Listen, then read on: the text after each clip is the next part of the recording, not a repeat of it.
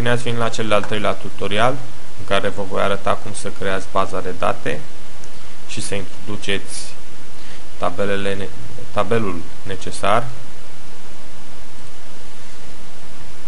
Va trebui să intrăm în PHPMyAdmin. Pentru a avea PHPMyAdmin instalat trebuie să aveți WAMP sau XAMPP instalat. O să creez baza de date. Baza de date la mine se numește YouTube. La voi se poate numi oricum vreți.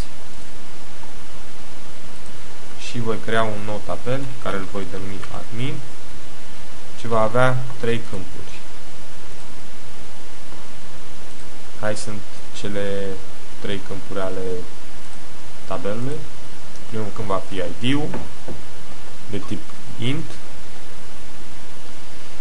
și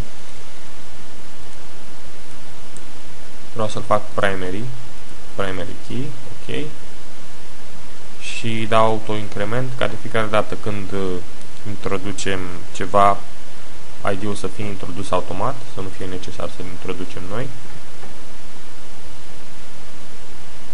Primul câmp, în afară de ID, va fi username, care va fi de tip varchar, de lungime 32, apoi password, parola, care va fi de tip varchar, tot de lungime 32.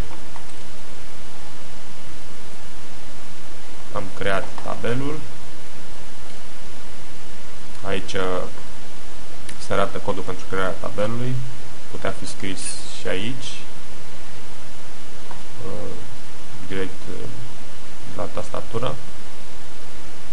Și acum este timpul ca să introducem în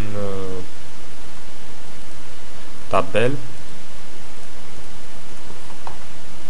username-ul și parola. Primul username admin și parola pass. Și e și ultimul. Nu o să mai introduc altele. Bun.